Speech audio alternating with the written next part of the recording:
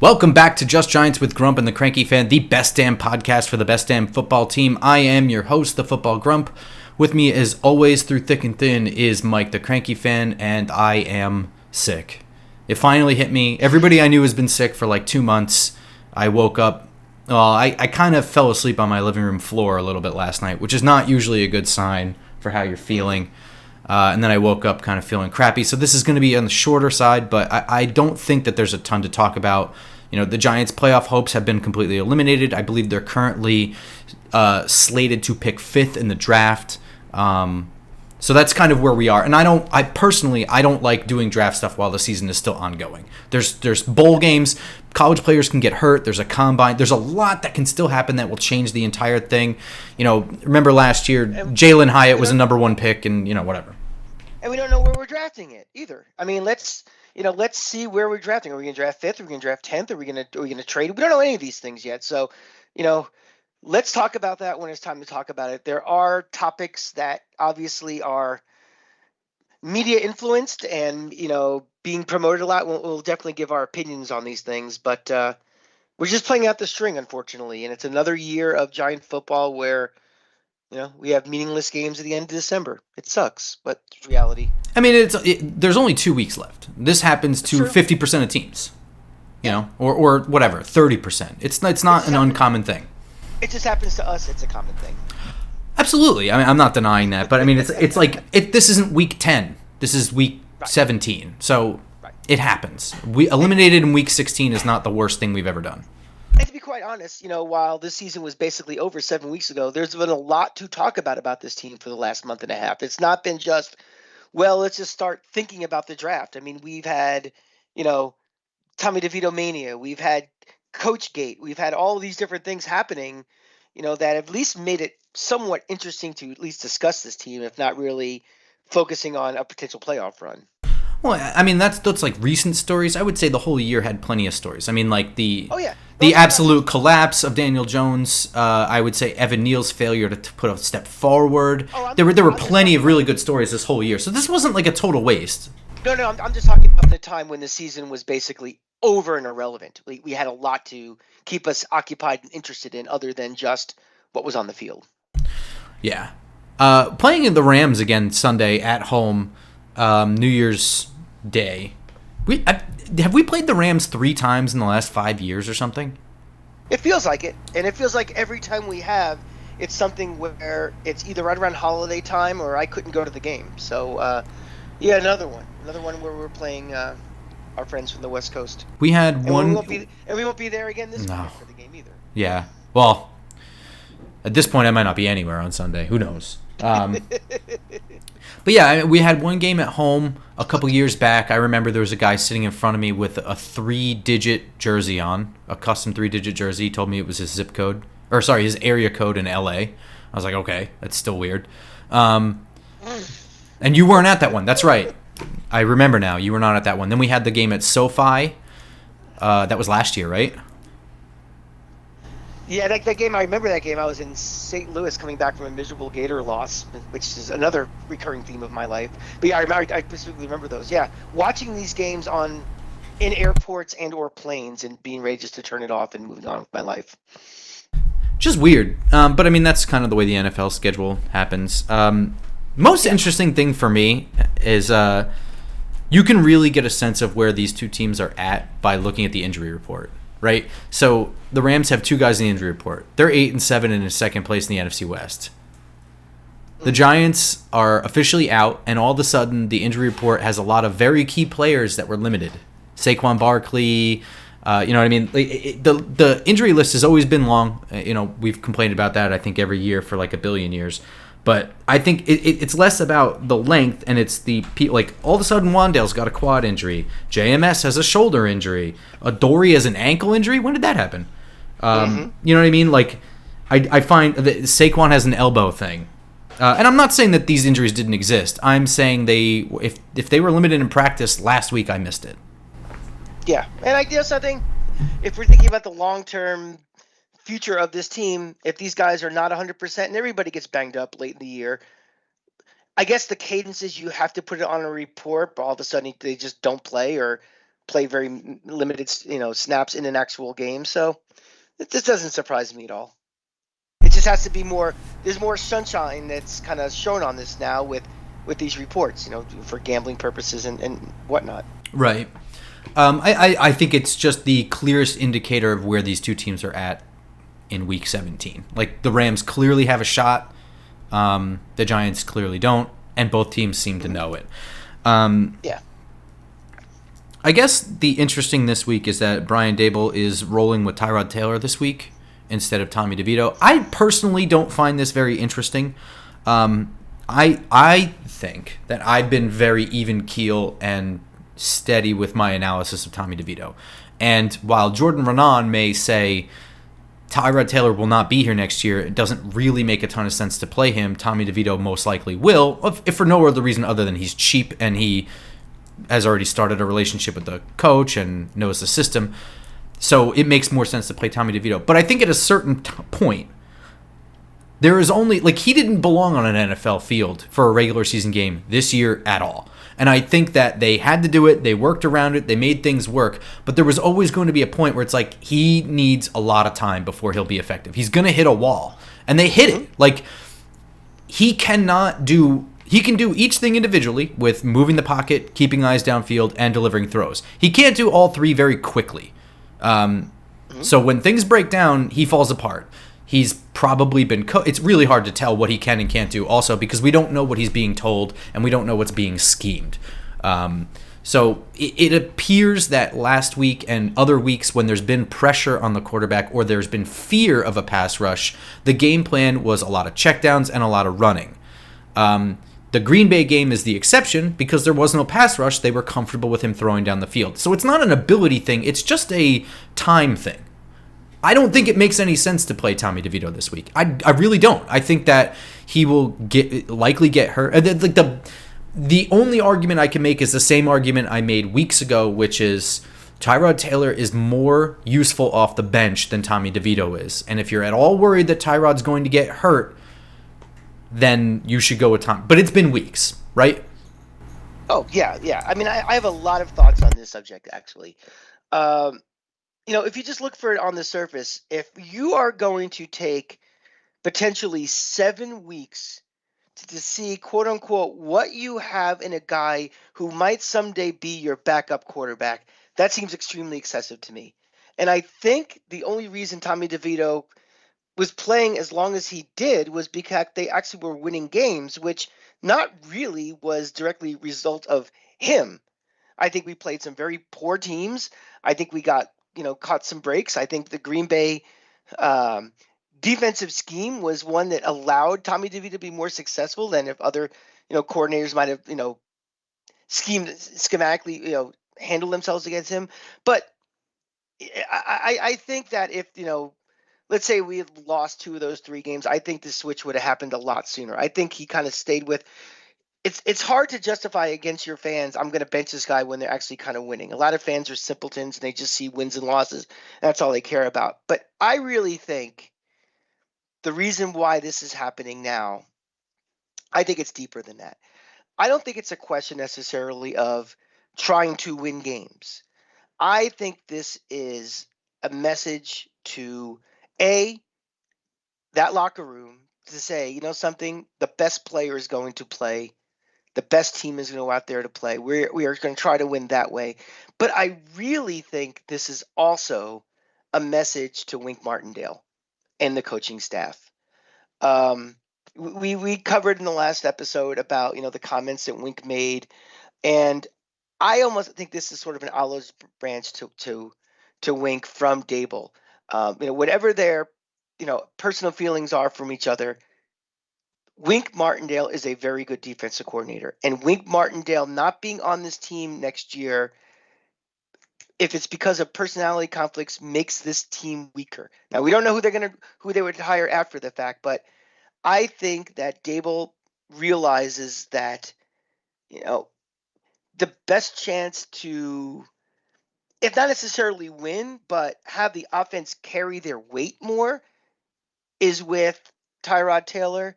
So I think that's a message to him that I'm going to go with the guys I think that are the best suited for right now. Okay, we've seen Tommy DeVito for several weeks. We have a nice feel of what he is at this point. It may be better in his development than if he sits a little bit and just kind of absorbs things. I mean, that's all future stuff. And again, we're talking about a future backup quarterback. In the grand scheme of things, not that big of a deal, honestly. So I think this is something a little bit of a, again, like an olive branch to Wink Martindale that, I want this to kind of work out. And we'll see. But that's, I think, the bigger reasoning for this. Not that they want to win these last two games. I think Wink Martindale on this team in 2024 is more important than if this team drafts 5th or 7th. My personal opinion. I'm going to hit you with 3 things here because you said a lot of really good stuff. And I think I agree with you. Okay. Let's see. The order in which I want to do these. I'll start with the last thing you just said. Wink Martindale being here next year is incredibly valuable. I mean, that's a duh, right? So this nonstop story. No, I agree with you, but I don't. Let's recap a little bit here. Actually, I don't want to start with that. Do I? Yeah, let's do it. All right. This is what's driving me crazy about the Wink and Daboll thing. Wink and Daboll, according to accounts, just personally don't seem to like each other, and that's not new. It's not new to 2023 even. This was speculated last year. And it's funny because at the end of throughout the regular season, when you win games, you see the two of them hug a lot. They like to high five and hug when they win, and so they clearly are. They may not get along. Let me tell you something. My real job, I don't get along with like 50% of the staff. It doesn't matter. I have a job, and we do it, and we're professional with each other, and so we're cordial, and it's normal. And you're professional too. Like if something goes well, and especially in a results-oriented thing like that, a hug does not mean I love you, man. It's good job. It's an acknowledgement of a good job. Yeah, it's an emotional way to say good job in that moment. Yeah. Right. So it's funny that this is a weekly story when we hear other people, like other coaches and other players, like Matt Stafford, for example, say on a podium, which, by the way, everything they say at the podium is like, they're pretty much sucking somebody's dick. Like, they are just, it's all fluff. It's all, they're just giving out praise because that's just kind of what we've established as the culture for this, requirement of players and coaches, right? We hear this every single week, that Wink Martindale is going to be a challenge. We knew this when we hired him. It's why we wanted him. This isn't new. We don't need to hear this every week. It's not surprising to me that we didn't hear this shit every single week from our beat. Week 1, week 2, week 3. We didn't hear any of this shit. We didn't hear this shit really last year. Not on a weekly basis anyway. Yeah, there's certain reporters like, Pat Leonard is one, Ryan Dunleavy's another. They like to report like literally every line from like press conference things. So yeah, fine. They always do that. Okay. But the retweets from every other beat reporter being like, yeah, I'm hearing this a lot. Yeah, I'm here. Like, we've all been hearing this a lot. We know. Don't act like we don't know what you're doing. You are intentionally continuing to drive this wedge between the two coaches. If that's not the case, I would be very surprised because I don't understand why we didn't have this constant nagging about how great of a defensive coordinator Wink Martindale is, and then, retweeted by every member of the beat. We know, okay? And we know what your angle is. So enough with it's tough to play in New York because the people don't win. It's because you don't shut up about the exact same thing every single day. As if it can change. So this brings me to the next portion of this, right? You think this is an olive branch to Wink, and I agree. I think that, aside from the fact that I do think you hit a wall with Tommy DeVito, and I'll get to that in a second, this olive branch is less about winning the game and more about having sustained drives so the defense doesn't have to deal with, this is my opinion, the defense doesn't have to deal with a nonstop 3 and out. And they have to keep going out there and playing 50 minutes on the field. And that's what I was alluding to before, right? I said not necessarily winning the game, but kind of carrying their weight. And that includes, you're right, giving the defense some breathing room, changing field position. It's tough when a defense is constantly, on our side of the field trying to defend things. So yeah, that's what I was alluding to as well.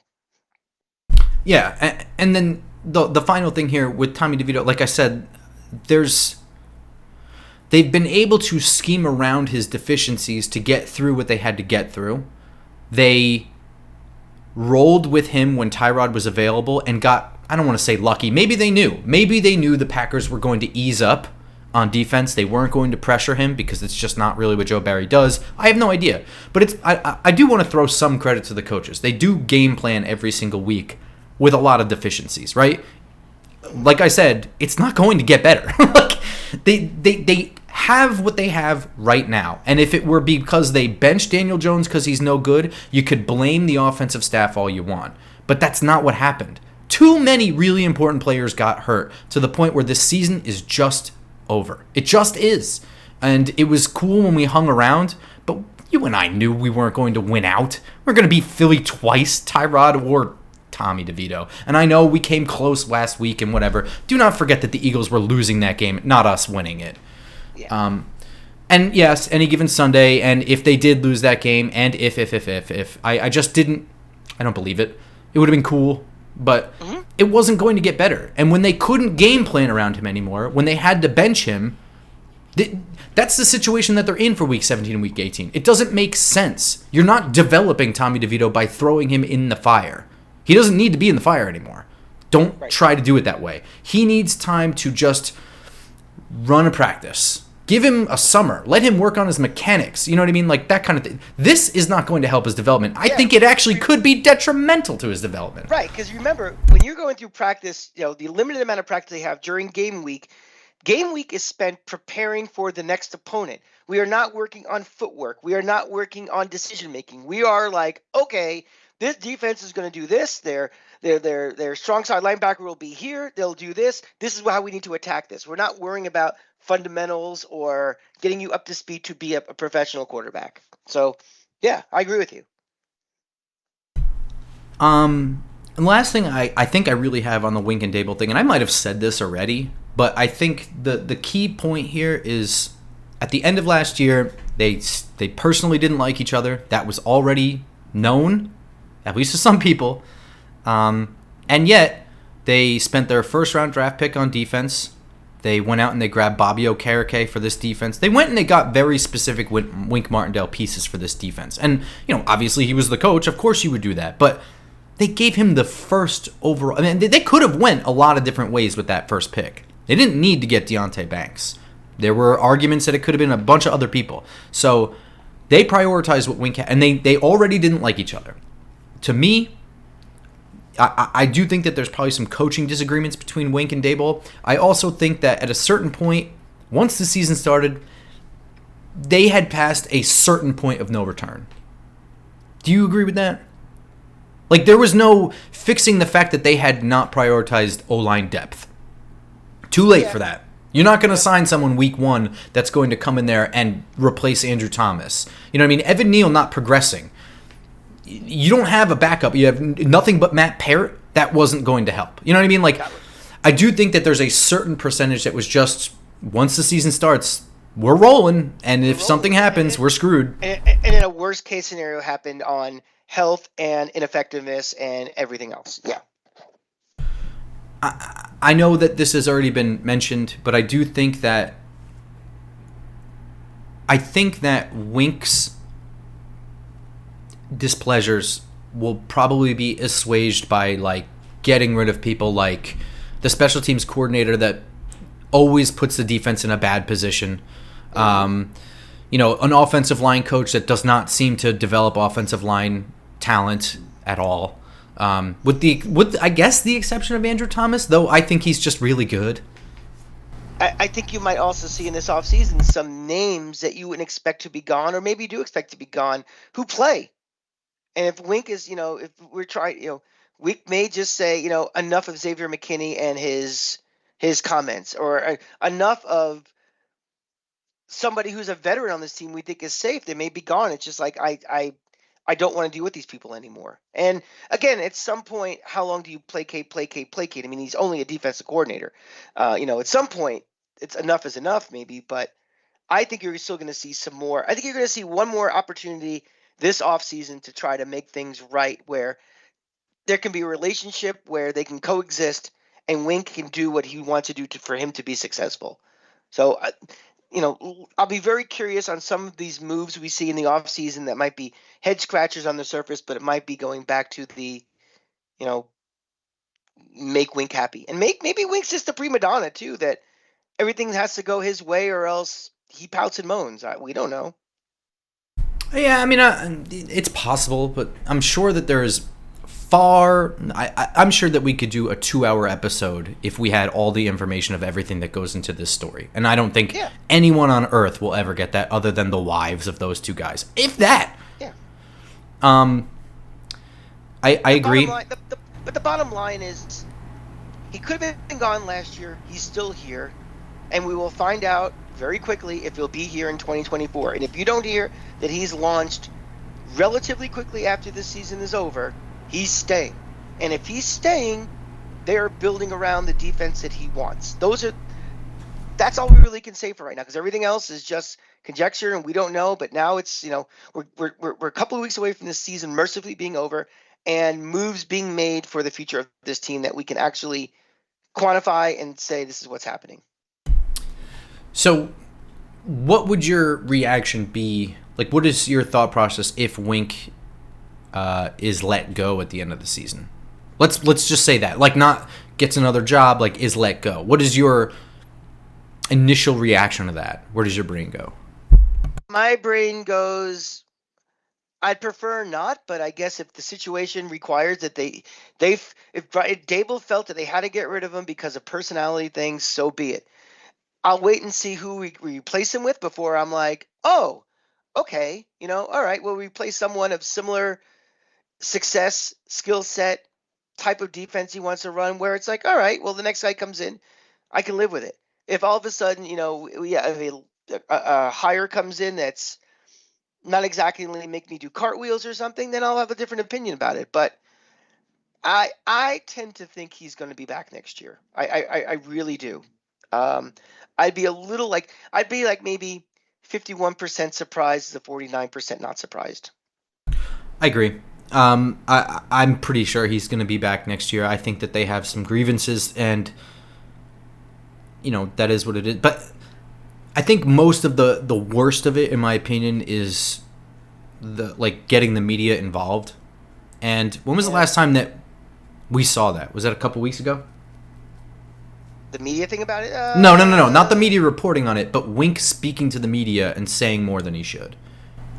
Well, I guess through Pam Oliver just a few days ago. Oh, yeah, I guess so. But, I mean, that was sort of a message to his team, and I'm not sure that he's incorrect. I mean, it frustrates me when the media reports on that because it's immediately picked up by everybody. It's like, well, the defense is clearly good. The offense sucks. He's right. Wink is good. It's like, hey, let's not forget that Wink also let them convert a 3rd and 20, okay? Like, the defense has been very good, and I'm not complaining, but the defense has not been superstar elite, making no mistakes week after week, only to be let down the offense. That's not true. It's also kind of sucked in the games against really good offenses too this year. I mean, that's true. There have been less very good teams this year, but when they did play the Dallases and the Phillies and the Niners game, they were hanging around defensively for like a quarter and a half. But that game from the start, the tackling was terrible. The Miami game was awful. The offense actually kind of helped in that game. A little bit, yeah, but I mean the defense was awful. I think at the time we felt better about it because that was like coming off of the 70-point game. Yeah, and we thought that was an all-timer offense too. Yeah, and that's slowed down a little bit. But yeah, it wasn't very good. I don't even want to say that. I do think that it was good. I would say even very good. What I'm saying is that it was not perfect. It was not. It might be statistically in the top 5. I think it's close, but they shit the bed against very good offenses. This is not the Baltimore Ravens of 2000 that were such a good defense. They needed the bare minimum on offense to be successful. This defense is not that good. So, and really, it's because it's still a work in progress. Like we talked about this, Azeez is never around, and when he's been there, he's not been that effective. There's no depth behind Azeez and Kayvon. There's only 2 linebackers really on this roster. Let's be honest. We have a rookie cornerback who's doing his best. We have no slot cornerback that's none to salt right now. Yeah, I mean, there's a reason this defense, and it's not entirely Wink's fault. I'm not trying to throw. I'm not. Here's what I'm trying to. I guess I've been trying to say this, and I don't know why I didn't just say this. I'm not trying to pick sides. They're both great coaches. They just don't get along. That's where I'm at. Yeah, and I think it's all of this might be just as simple as that, and just we've all of a sudden become Skip Bayless that projecting what we think is going to happen in root cause. It's just they don't like each other, and something. It's okay. It's happened throughout history, in sports, in politics, in families, everything. We all learn to work together. We all have everybody has a common goal. This team's goal is to win the Super Bowl. They're not going into each other's house for Thanksgiving. They're not sending love letters. No, it's just they have it. They clock it in the morning. They do their job and then they leave. Fine. It is not the first coaching duo to not get along in the history of the NFL. Remember who? What was the fight? Was it Buddy Ryan punched Kevin Gilbride? Gilbride, exactly. All right, predictions for this game. The Rams have everything to play for. I do think that starting Tyrod and the offense being able to sustain drives can make this game close. The biggest thing for me is that Aaron Donald. Aaron Donald is like... licking his chops. Yeah, I mean, honestly, if we were to make what is he like, a sledgehammer, and our interior offensive line is paper. You know what I mean? Like it couldn't be a worse best weapon to biggest weakness than that.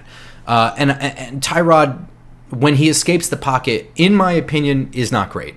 Yes, he will take what's given, but he also takes a lot of unnecessary risks, and that can be bad. And that often leads to turnovers too. Does not hold on to the ball. It drives me crazy. He recovers a lot of his own fumbles, but shit.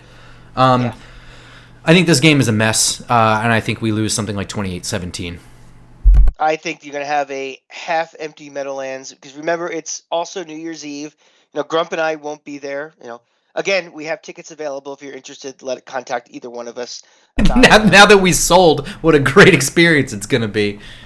Yeah, exactly. Doesn't it sound great? I kind of agree with you, too. I think this is just playing out the string. I think, as a credit to Daboll, Kafka, Martindale, the entire coaching staff, they will still play hard. This is not a team that's just going to roll over and die. We have nothing to play for. It's kind of like being a fan. It's like, why am I watching this? There may be a little bit of why am I playing this thing? So while I think they won't quit. I think there'll be some lackadaisical play. I don't think we win this game. Let's say, I don't know, I'll throw numbers out there. 21-13 we lose. Wow, only 21 points, yeah? Yeah. Yeah, we'll go with that. Yeah, I just don't... Philly, to me, is a team that is not nearly as good as they were last year, but I think internally they might think so, and I think they thought they had like an easy game against us, and they did, but then after halftime they let shit slip up. I don't think the Rams are the same team. I think the Rams are truly desperate. I think they truly understand what is on the line here. I think Sean McVay... I don't want to say Sean McVay's a better coach than Nick Sirianni, because clearly Nick Sirianni is not shitty. However, one of them won a Super Bowl and one of them did not. So Sean McVay is a better coach. I think he'll be more prepared. We'll see how it goes. But I don't think we'll see the same kind of collapse from the Rams. Yeah, one of my axioms always is desperate doesn't make you better. It's you don't play better because you're desperate, or you're playing with sense of urgency. So I think you are what you are. So that's why I think this will be closer than we think it might be. Yeah. Yeah, I want to toot my horn just a little bit, because we made these bold predictions before the season started on our roundtable show. One was the Cowboys would not make the playoffs, which that was bad. The other prediction was that Russell Wilson would get benched this year, and Trevor Siemian would take over. And guess what happened? This week, him and his huge contract, his ridiculous contract, will be riding the pine this year. So I want to do a little pat on the back for myself for that one. That was a pretty crazy... I mean... People were like, when we were doing the show, I think Bobby and Justin were like, what? I was like that, for sure. I thought that was pretty wild. But I think it's mainly just like, why would Sean Payton go there? Like, you know what I mean? Why? Why would any of this happen? And I would say that at the beginning of the year, it was closer to actually happening. I think the real shock is how late it happened. I don't really understand the point of it now. I don't really care about the Broncos at all, so whatever, but... Yeah, it seemed like odd timing. It's just like, now you're going to make the move, and I don't know. He's got a monster cap hit. If they try to launch him after this year, and again, not our problem, but just every once in a while, the cranky fan is right on something. We're right all the time. Oh, that's right. Everyone else just doesn't understand it. Yes. It just takes longer for the results to come out or for people to forget we said something stupid.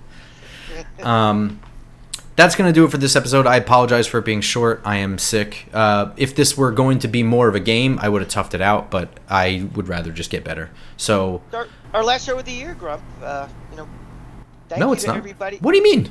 Oh, of the year, of the calendar year? Oh, the calendar year. Yes. Yeah. I mean, the game is New Year's Eve. It'll be New Year's Day, and wanted to thank everybody, all you loyal listeners and watchers. I mean, I can't believe anybody actually listens or watches this show, but you guys apparently do, and we really appreciate it. And we're looking forward to next year, making the show bigger and better and more exciting things. So I just want to, thank everybody for who takes the time to listen to us each week.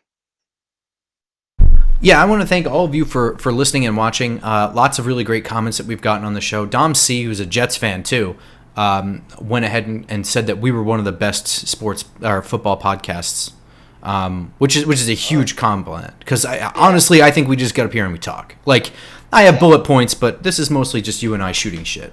At the end of the day, these are two cousins who just love the Giants and love talking to each other, and we just took what we do on text and we just for you guys to listen to, and we've made some great friends from this. Some other podcasters, listeners, tailgate friends, and it's been really great. So we're really happy to do this, and hopefully look forward to doing this for a long time. And we will see you all on Tuesday morning, right? January 2nd? Yeah. I don't think we're going to be doing this. We're recording Sunday night. Thursday. No. So we will see you all Tuesday morning on iTunes, SoundCloud, Spotify, and of course YouTube. So stay tuned and subscribe there so we can see you also. Until then, go Giants. Go Giants.